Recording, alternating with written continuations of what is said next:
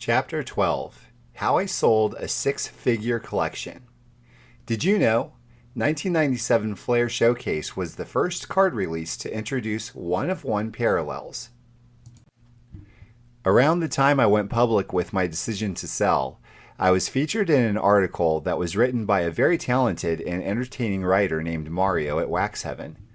Over the years, Mario has written many positive articles discussing my collection and custom work. I've always enjoyed and appreciated what he published on the web, but he's not one to hold back when it comes to speaking his mind. When I posted my collection for sale, Mario stated that my journey should be seen as a cautionary tale as to what happens when you don't spend your money wisely. He then went on to say that the odds of me making my money back were slimmer than Canseco being signed to a Major League Baseball team in 2019, that no one in their right mind would put out that kind of money for my collection.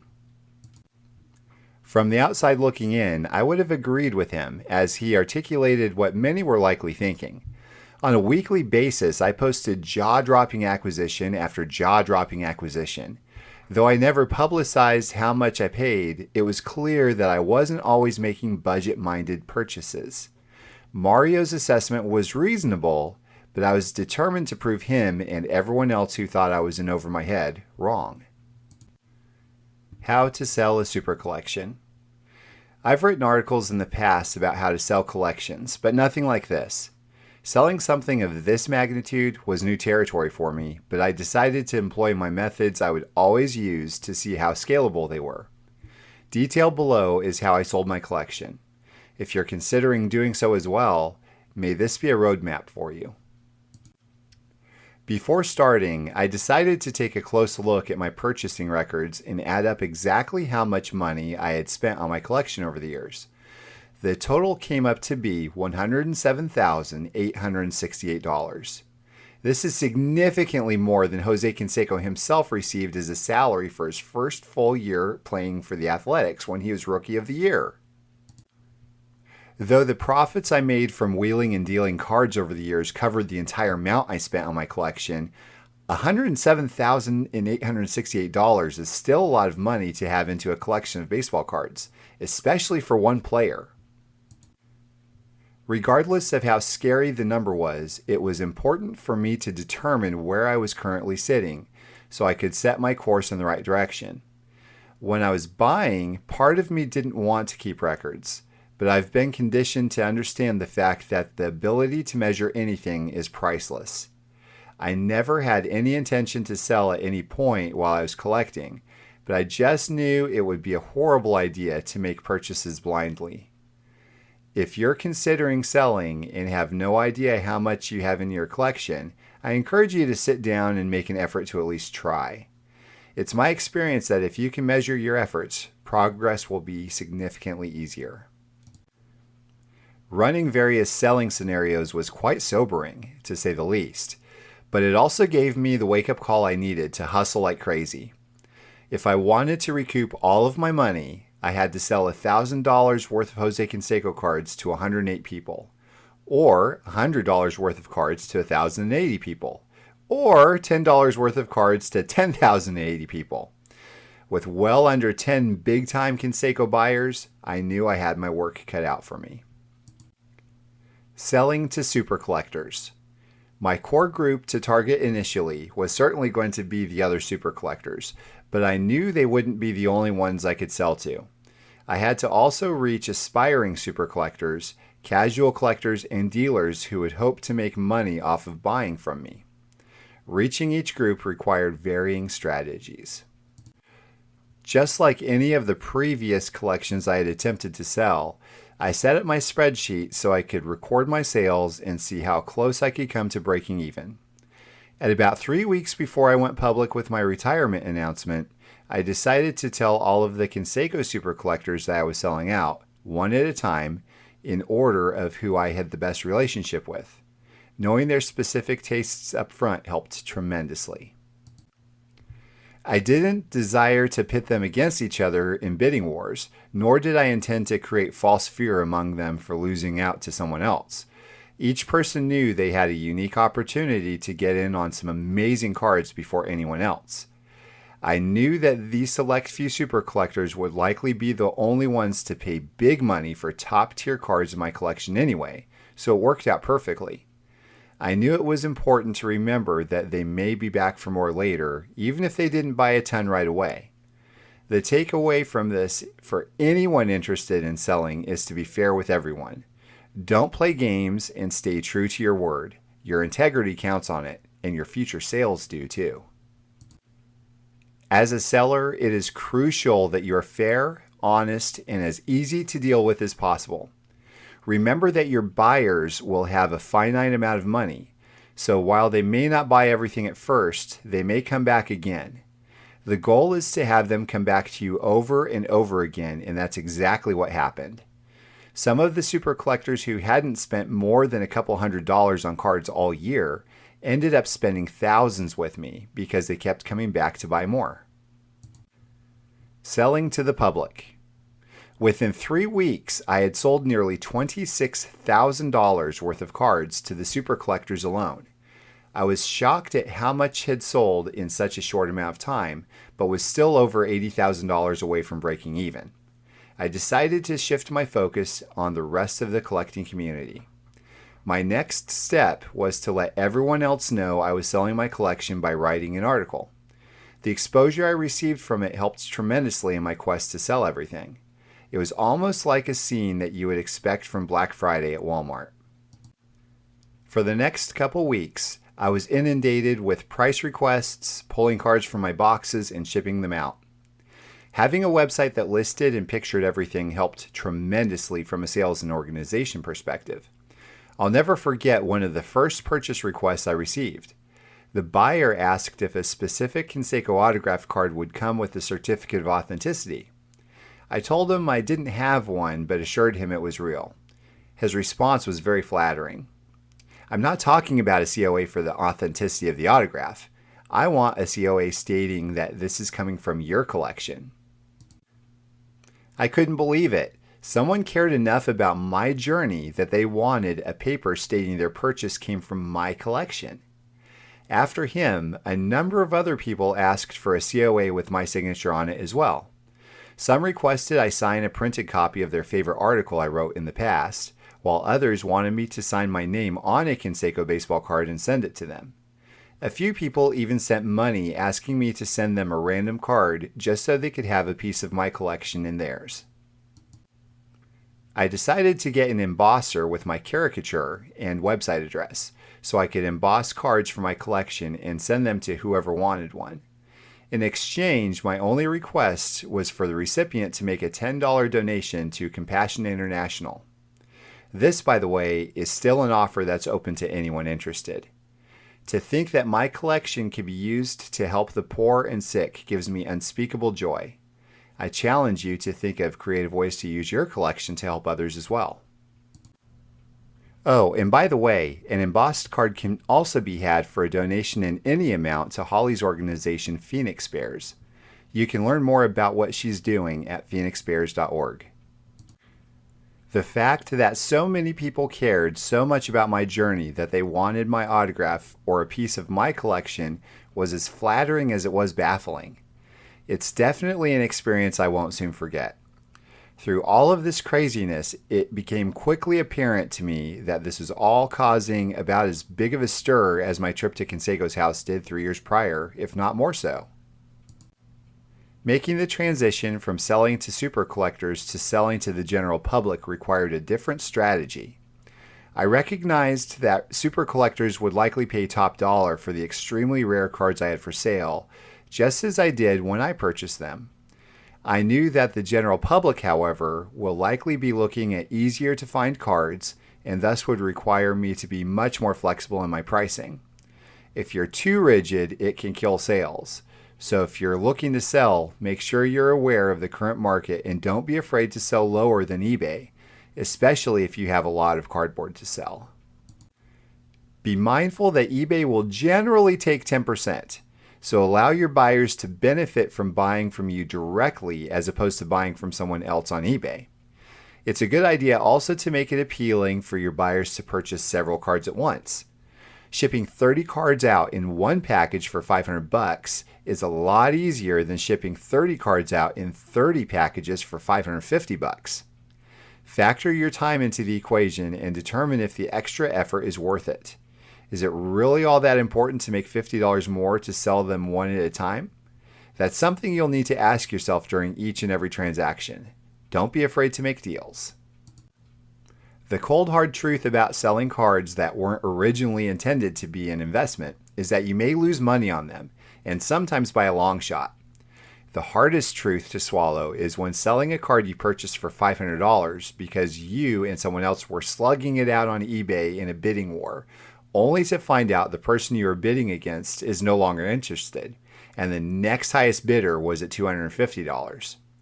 If you've committed yourself to selling your collection, don't let this be an excuse not to sell.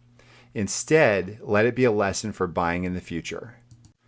I remember one card in specific that I overpaid for. I was the second highest bidder at about $1,500. Eventually, I ended up paying $1,600 to the winning bidder for it, which was a big mistake. When the time came to sell, I knew full well there wouldn't be a buyer for the card anywhere near that, so I ended up selling it for $1,200. Lesson learned. If you ever find yourself in a similar situation and have a desire to purchase something for more than it's worth, take a deep breath and try hard to think rationally about it. Remember that you can't have everything and that there are always other special cards out there. Try to envision what it would be like when it comes time to sell when there aren't any other buyers out there for anywhere near what you bought for. Within a few weeks of my announcement, I found myself having sold over $20,500 more worth of cards without the aid of eBay, putting my total sales at around $46,500. I was ecstatic about how much had sold up to this point, but was a bit nervous because the sales died down, everyone knew I was selling out, and I still had over $61,000 left to recoup before breaking even. Generating additional buzz. After the initial rush of people making purchases died down, I decided to post an eBay listing showing the remainder of my entire Conseco collection for sale. I put a hefty price tag of $80,000 for what was left and was scoffed at by some. My eBay listing wasn't meant just to sell the rest in one shot, though I would have certainly welcomed it. It was meant to generate some additional buzz so my collection could have more exposure. The eye-popping eBay listing worked as intended, and people previously unknown to me started reaching out. Dealers and collectors alike contacted me, purchasing around $10,500 more worth of my cards.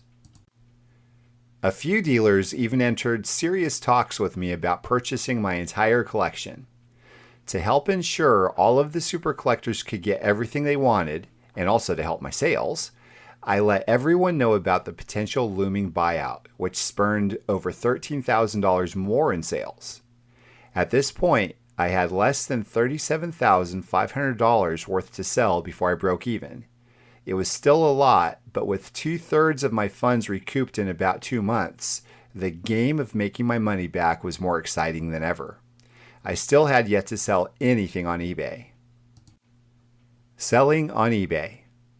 After following up one last time with all of my previous customers, I decided to start using eBay by listing all of my Conseco items that I could justify listing at $9.95 or more, aside from a number of one-of-ones and other high-end pieces. The plan was to list several each day, so when they were automatically relisted, I would always have new listings show up on the front page every day after the first month. In about 45 days, I was the owner of nearly a third of all Conseco baseball card listings offered at $9.95 and higher on eBay. I was very thankful for my website having scanned images of each card in my collection because it made it incredibly easy to list the cards for sale. I wasn't too sure how well eBay would work out for me though. I already had my entire collection for sale on my website, and surely if someone saw something they liked, they would just reach out to me. As it turned out, my eBay listings brought out even more buyers. Apparently, the upfront pricing, ability to click to make an offer, and concern of competition really helped sell a number of the remaining cards. It's one thing for a buyer to see a card they like on your website and let it sit until they get around to purchasing it. It's quite another for a buyer to see it on eBay, where anyone can buy it at any moment with the click of a button. I never posted any items for auction. They were all listed with a buy it now price and the best offer option enabled. Every card I listed was priced a bit higher than I expected for them to go so that I could have the flexibility of fielding offers. Interestingly enough, out of all of the hundreds of items I sold on eBay, less than 5 sold at full price. Each day, people would buy one or several items. I would follow up each buyer with a note letting them know that I had a lot more and would be willing to make a deal with them. Sometimes this would turn a $10 sale into a $300 sale. With each item sold, I would continue to record all transactions in my Excel spreadsheet and watched with enjoyment as the total dollar amount to break even got smaller and smaller each day. I can't quite explain it, but being fully committed to selling and having a goal to break even made the selling process nearly as enjoyable as my collecting journey. I loved filling people's want lists, going through the sales process and listing cards. It was satisfying and enjoyable to make so many people happy with my collection. Home stretch. After a few more weeks, I found myself having sold a total of over $96,000 worth of cards. That meant that I had to sell under $12,000 worth of cards to break even. I decided to get creative and post yet another listing on eBay to buy all of my Conseco eBay listings for $12,500 on October 5th, 2018. I did this because you never know who may be a buyer out there if you don't try. I'm a firm believer that you have to try big things if you want to get big results. Good things happened when I posted the rest of my collection for sale for $80,000 a couple months before, so why not give it a shot? To be fair, I must also mention that I made several other listings along the way that never worked out. I certainly didn't find success in everything I tried, but I learned that you need to keep trying things until you find something that sticks. Each failed attempt also gave me another reason to post about my cards on social media, which meant more eyes on my collection. The same day I posted the $12,500 listing, Conseco Super Collector Curtis reached out to me. He mentioned he wanted only cards and wanted the various other high-end cards I had not yet listed on eBay. I quoted him a price of $14,000 and he told me that he would review everything, then get back to me. The next morning, he texted me and said he would take them. A few hours later, as I was sitting at Atticus's robotics team demo in the mall, I received a notification that $14,000 had made its way into my account. A feeling of accomplishment came over me as this money represented the completion of my goal.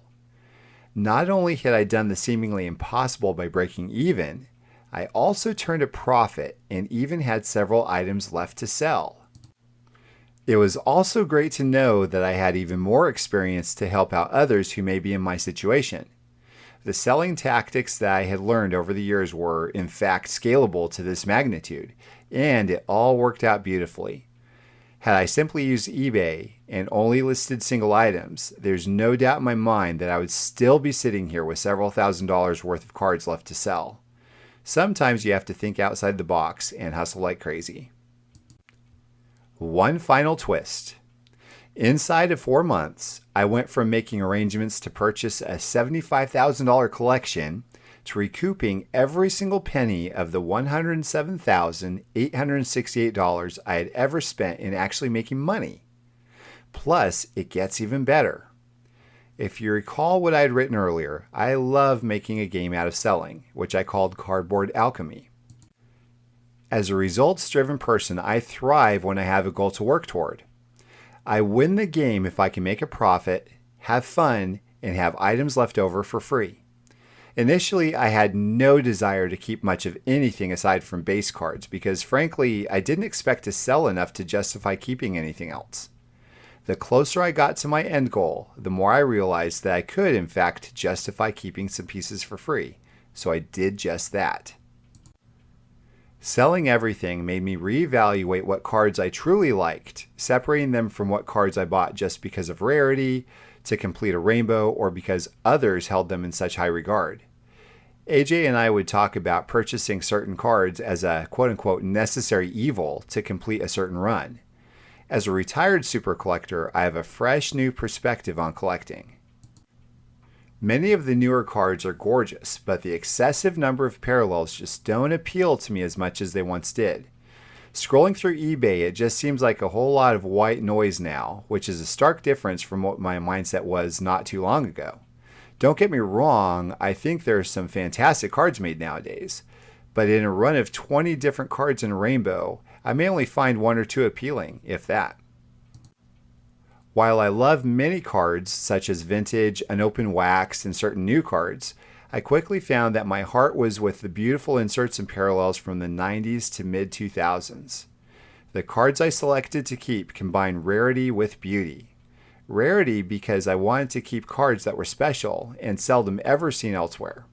Beauty because I never wanted to get bored of looking at them. You can never get tired of looking at a diamond. I feel like the cards of this time period are among the most beautiful cards ever made, and their magic is rarely rivaled by new releases.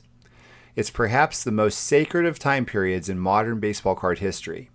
Cards with jumbo patches, bat knobs, and barrels will continue to be produced year after year, as they should because they're awesome cards.